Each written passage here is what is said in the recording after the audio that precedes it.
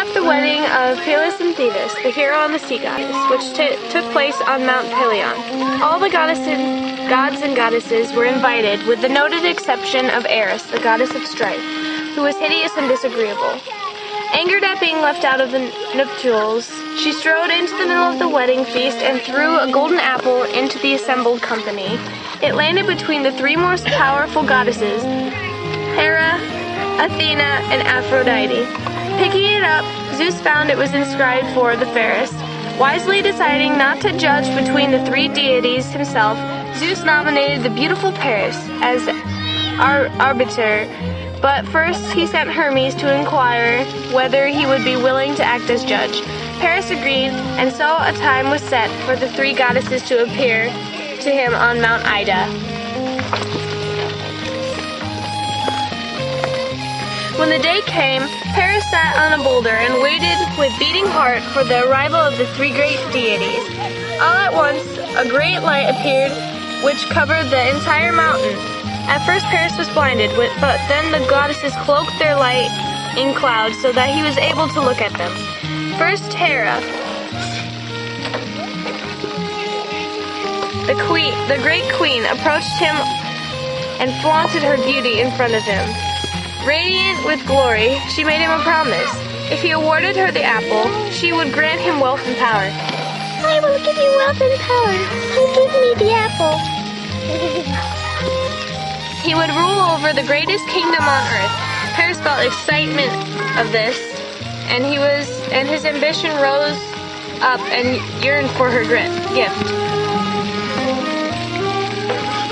After that, gray-eyed Athena approached him, drawing near and bending down, so that he might look into the magical depths of her eyes.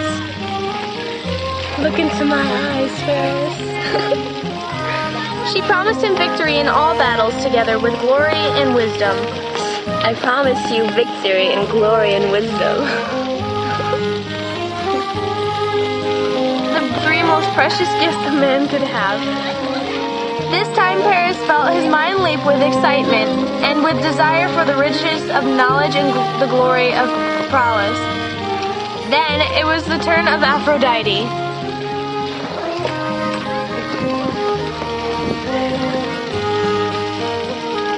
Hanging back a little, she tilted her head so that her hair fell forward, concealing a blush on her face.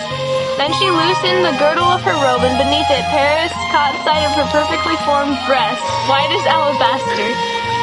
Paris, she said, and her voice seemed to sing inside his head, give me the apple, and in return I will give you the gift of love.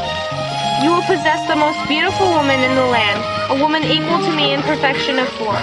With her, you will experience the greatest delights of lovemaking. Choose me, Paris, and she will be yours.